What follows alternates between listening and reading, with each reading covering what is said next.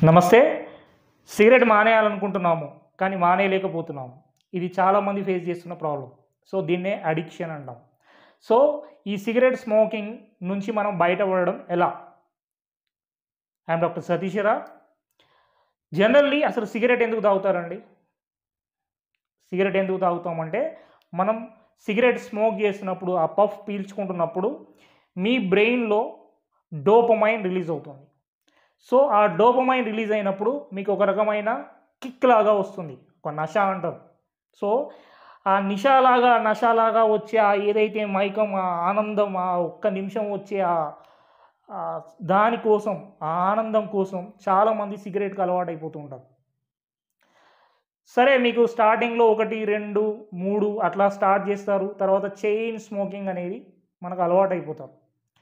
ఇప్పుడు అది మానాలనుకున్న ఆరోగ్య పరిస్థితులు సరిగా లేనందువల్ల మేము మానాలనుకుంటున్నాము. మా లంగ్స్, లివరు ఖరాబ్ అవుతుందని మాకు గూడా తెలుసు. సో, ఇప్పుడు మానాలనుకుంటున్నాము. ఏం చేయాలి? ఏం చేయాలంటే ఒక్కటి గుర్తుపెట్టుకోండి. చాలామందికి తెలియంది ఏంటంటే, మీరు ఎప్పుడైతే స్మోక్ చేస్తుంటారో కొంతమందికి first puff, second puff, third పఫ్‌లోనే వాళ్ళకు కావాల్సిన కిక్ అనేది వస్తుంది మీరు తాగినప్పుడు. మీరు ఓన్లీ ఫర్ ప్లెజర్ తాగుతున్నారు అంతే. అంటే మీకు జస్ట్ సైకలాజికల్ నుంచి బయటపడాలని ఒక ప్లెజర్ కోసం చాలామంది ఈ అలవాటుకు బానిసైపోతూ ఉంటారు. సో, ఎప్పుడైనా బాగా తలనొచ్చినప్పుడు, లేకపోతే స్ట్రెస్ ఎక్కువైనప్పుడు, లేకపోతే ఆఫీస్ ప్రెషర్ ఎక్కువైనప్పుడు నేను జస్ట్ స్మోక్ చేస్తున్నానని మొదలుపెడతారు.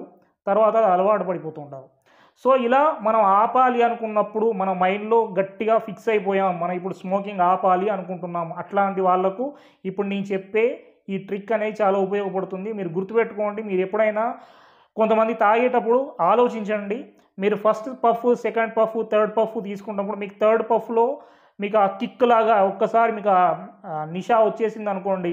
మీకు డోపమైన్ అక్కడ రిలీజ్ అయిపోయింది అని దాని అర్థం. తర్వాత మీరు మొత్తం సిగరెట్ మొత్తం కాల్చినా మీకు మళ్ళీ రిలీజ్ అవ్వదు మాక్సిమం ఆఫ్ ద టైమ్స్‌లో. కాబట్టి మీకు ఎప్పుడైతే అది కొంతమంది థర్డ్ పఫ్‌లో, ఫోర్త్ పఫ్‌లో, ఫిఫ్త్ పఫ్‌లో మీరెప్పుడు మీకు ఆ స్మోక్ చేసినప్పుడు మీకు హ్యాపీనెస్ వస్తుందో, దాని తర్వాత మీరు తాగేదంతా సిగరెట్ అంతా కూడా ఓన్లీ పొగ పీల్చుకుంటున్నట్టు గుర్తుపెట్టుకోండి. సో, మీరు పొగ పీల్చడానికి మాత్రమే మనం సిగరెట్ తాగట్లేదు చాలా మందిలో. ఎందుకు తాగుతున్నారు? ఓన్లీ ఫర్ స్ట్రెస్ రిలీవర్ లాగా, స్ట్రెస్ బస్టర్ లాగా మాత్రమే తాగుతున్నారు. మీకు ఆ స్ట్రెస్ బస్టర్ ఎప్పుడు ఓన్లీ ఒక్కొక్కరికి ఒక్కొక్కసారి ఆ second, third puff, fourth puff అప్పుడు మాత్రమే కొంతమందికి వచ్చేస్తుంది. కాబట్టి అప్పుడే ఆపేయండి. మీరప్పుడు సిగరెట్‌ని కంప్లీట్‌గా ఆపేసేయండి. తర్వాత మీరు పీల్చుకునేదంతా గూడా ఓన్లీ మీ హెల్త్ డ్యామేజ్ కోసం తీసుకునే చాలా రకాల కెమికల్స్. పూర్వకాలంలో మనకు ఈ తంబాకని లేకపోతే వేరే వేరే ఆకులు దొరికేవి. దాంట్లో ఓన్లీ నికోటిన్ మాత్రమే ఉండేది. కొన్ని కెమికల్స్ అంటే ఆ ట్రీకి సంబంధించిన కెమికల్స్ మాత్రమే ఉండేది. కానీ ఇప్పుడు మీరు వాడుతున్న ఏవైతే సిగరెట్స్ ఉన్నాయో దీనిలో చాలా రకాల కెమికల్స్ మన బాడీ అబ్జార్బ్ చేసుకోలేని కెమికల్స్ చాలా మన లంగ్‌ని డిటోరియేట్ చేస్తూ మన లివర్‌ను బాగా టాక్సిక్‌గా దాన్ని బాగా ప్యూరిఫై చేయడానికి లంగ్, లివరు, కిడ్నీస్ కష్టపడుతూ ఉంటాయి. సో, మిగతా అంతా వేస్ట్ అయినప్పుడు ఇప్పటి నుండి మీరు తాగినప్పుడు ఎప్పుడైతే మీకు మత్తొస్తుందో, ఆ ప్లెజర్ వస్తుందో అప్పుడు ఆపేసేయండి. ఇలా ఆపడం వల్ల మనకొచ్చే లాభం ఏంటంటే, మీరు మొత్తం సిగరెట్ తాగడం వల్ల మనకి డ్యామేజ్ ఒక 100% డ్యామేజ్ అయ్యేదాన్ని మనం అట్‌లీస్ట్ ఇప్పుడు ఒక 40-50% డ్యామేజ్ ఆపుకుంటున్నాం. దాంతో పాటు ఇంకా మనం అలవాటు తగ్గించుకోవాలని మీకొక విల్ పవర్ ఉంటే, తగ్గించుకోవాలని మీరు కంపల్సరీ మీకు ఒక బలమైన కోరిక ఉంటే మీరు ఆపేయొచ్చు. సో, ఇది నేను ఆపలేకపోతున్నాను అనేది మాత్రం అది ఓన్లీ మనల్ని మనం బ్లఫ్ జేసుకోవడం. మీకెప్పుడైతే ఆపాలి అనిపిచ్చింది అంటే ఖచ్చితంగా మీరు ఆపగలరు.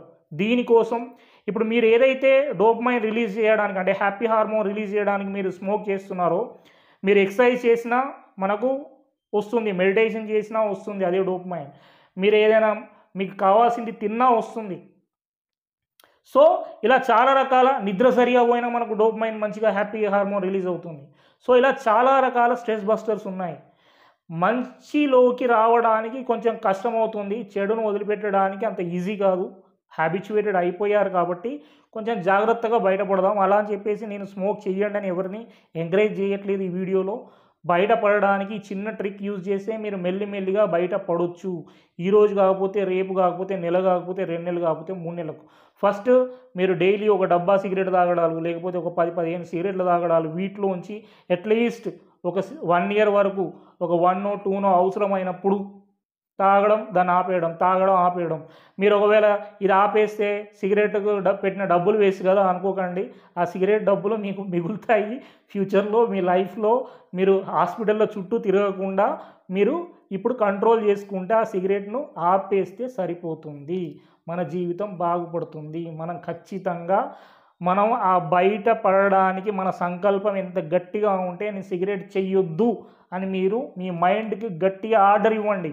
మీ బ్రెయిన్‌కు మీరు ఆర్డర్ ఇస్తే అది వింటుంది.